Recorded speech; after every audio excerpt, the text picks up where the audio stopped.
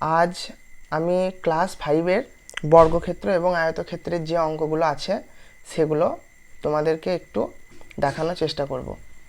তো চলো প্রথমে আমরা শুরু করি। বর্গক্ষেত্র কি? তো বর্গক্ষেত্র মানে হচ্ছে যা 4টি বাহু সমান। এই বাহুটা যতটা বড় হবে এটাও তত বড়, এটাও 4টেই সমান। যদি এখন আমরা এটাকে এ ধরি, তাহলে যেহেতু 4টি বাহুই সমান, তাহলে এটাও এ হবে, এটাও এ হবে, এটাও এ হবে। এখন এই যে বর্গক্ষেত্র, তার দুটো সূত্র আছে। সূত্রগুলোকে মনে রাখলে আমরা অঙ্কগুলো সহজেই করতে পারবো, এবং এই অঙ্ক করার জন্য আমাদের সূত্র অতি অবশ্যই মনে রাখতে হবে। তো বর্গক্ষেত্রের ক্ষেত্রফলের সূত্র হচ্ছে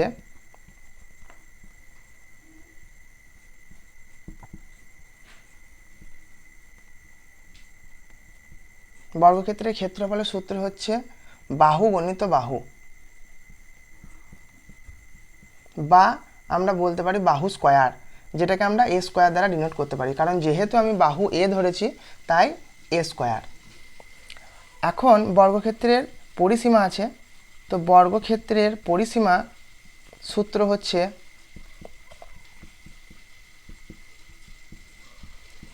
পরিসীমা সূত্র হচ্ছে 4 গণিত বাহু। পরিসীমা কি আর ক্ষেত্রফল কি, এই দুটো জিনিস আমাদেরকে জানতে হবে।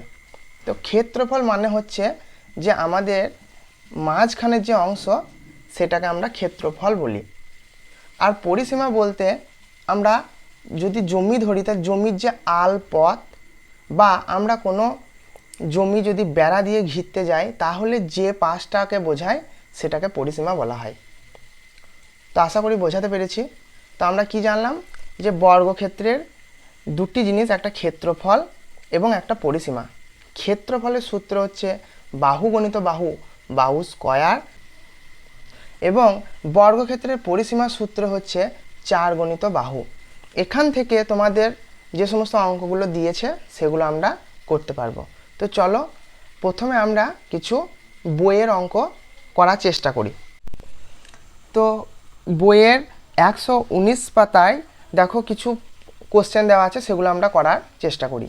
তো এখানে পরিসীমা দেওয়া আছে, আমাদেরকে বের করতে হবে বাহুর দৈর্ঘ্য।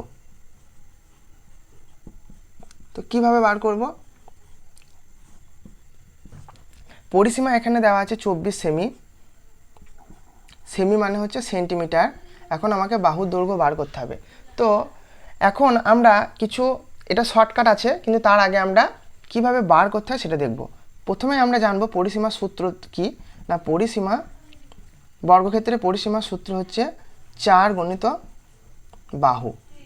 তো পরিসীমা এখানে বলে দিয়েছে কত, 24। তাহলে পরিসীমার জায়গায় 24 লিখলাম, সমানের জায়গায় সমান দিলাম, 4-এর জায়গায় 4 গণিত বাহু। এখন আমাকে বার করতে হবে যেহেতু বাহু, তো বাহু আমি বাম দিকে নিয়ে আসলাম। তো বাহু সমান, সমানের এদিকে গণিত আছে তার জন্য ভাগ হবে, তাহলে 24 ভাজিত 4 সমান 6 সেমি। তো আমি এখন কি বোঝালাম, যে পরিসীমা দেওয়া থাকলে আমরা কিভাবে বাহু বার করতে পারবো। তুমি এখানে তারপর যে এক্সারসাইজগুলো দেওয়া আছে তুমি ডাইরেক্ট সেটাকে তুমি 4 দিয়ে ভাগ করলে উত্তর বেরিয়ে আসবে, কিন্তু তার আগে আমাদেরকে সঠিক প্রসেসটা জানা দরকার, সেজন্য আমি তোমাদেরকে দেখিয়ে দিলাম। তো কি, যদি কোনো সময় পরিসীমা দেওয়া থাকে এবং বাহুর দৈর্ঘ্য জানতে চাই, তাহলে পরিসীমার সূত্র ফেলবো। পরিসীমা সমান কি, 4 গণিত বাহু। এখন পরিসীমা যেহেতু 24 বলে দিয়েছে, তো পরিসীমার জায়গায় 24 লিখেছি, সমানের জায়গায় সমান, 4-এর জায়গায় 4 গণিত বাহু। বাহু বার করতে বলেছে, তাই 24কে 4 দিয়ে ভাগ করলে আমার বাহু আসবে। পরের অঙ্কটাতে দেখো বাহুর দৈর্ঘ্য দেওয়া আছে। তো বাহুর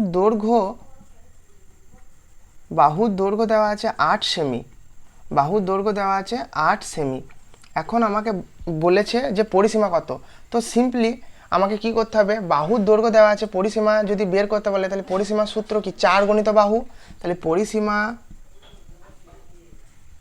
সমান কি 4 গুণিত বাহু। তাহলে 4 গুণিত বাহু কত, 8 সেমি, সমান উত্তর হবে 32 সেমি। এখন আমি তোমাদেরকে দেখালাম যে ডিটেলস পদ্ধতিতে কিভাবে অঙ্কর উত্তরগুলো বের করতে হয়। এখন আমরা যদি শর্টকাটে করি তাহলে কি করে করব, এখানে পরিসীমা দেওয়া আছে, 44 সেমি। বাহু বার করলে কিভাবে বার করব, তো ডাইরেক্ট আমরা করতে পারি 44কে 4 দিয়ে ভাগ সমান 11 সেমি।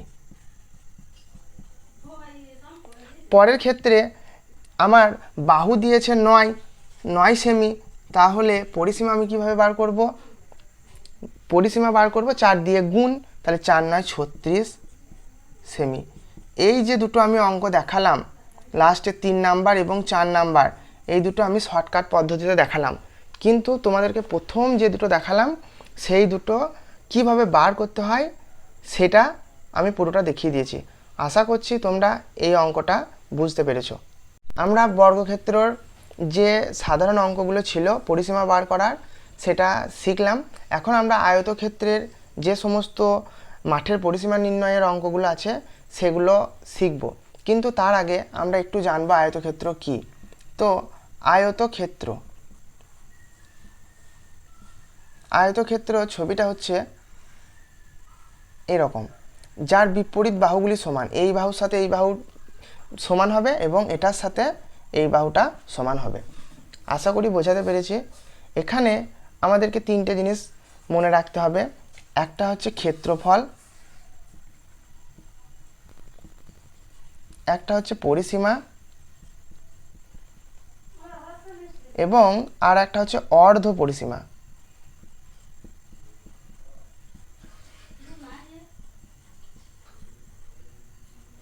তো ক্ষেত্রফলের সূত্র হচ্ছে দৈর্ঘ্য গণিত প্রস্থ, দৈর্ঘ্য গণিত প্রস্থ। পরিসীমার সূত্র হচ্ছে 2 গুণিত দৈর্ঘ্য প্লাস প্রস্থ। অর্ধ পরিসীমার সূত্র হচ্ছে শুধু দৈর্ঘ্য প্লাস প্রস্থ। এখন আমরা জানলাম যে আয়তক্ষেত্রের ক্ষেত্রফলের সূত্র দৈর্ঘ্য গণিত প্রস্থ, পরিসীমা হচ্ছে 2 গুণিত দৈর্ঘ্য প্লাস প্রস্থ, আর অর্ধ পরিসীমার সূত্র হচ্ছে দৈর্ঘ্য প্লাস প্রস্থ। এই 3টে সূত্র আমাদের অতি অবশ্যই মনে রাখতে হবে, এগুলো মনে না থাকলে আমরা কিন্তু অঙ্ক করতে পারবো না। তো এখন 120 পাতার যে আয়তকার মাঠের পরিসীমা নির্ণয়গুলো দিয়েছে সেগুলো আমরা করার চেষ্টা করব। প্রথমে যে অঙ্কটা আছে তার দৈর্ঘ্য দেওয়া আছে, প্রস্থ দেওয়া আছে, আমাকে পরিসীমা বার করতে হবে। দৈর্ঘ্য দিয়েছে 30 মিটার, প্রস্থ দিয়েছে 20 মিটার, আমাকে পরিসীমা বার করতে হবে। তো পরিসীমার সূত্র কি, 2 গুণিত দৈর্ঘ্য প্লাস প্রস্থ। তো 2 গুণিত দৈর্ঘ্য কত, দৈর্ঘ্য বলেছে 30 প্লাস প্রস্থ কত 20, তাহলে 2 গুণিত 50 সমান 100 মিটার।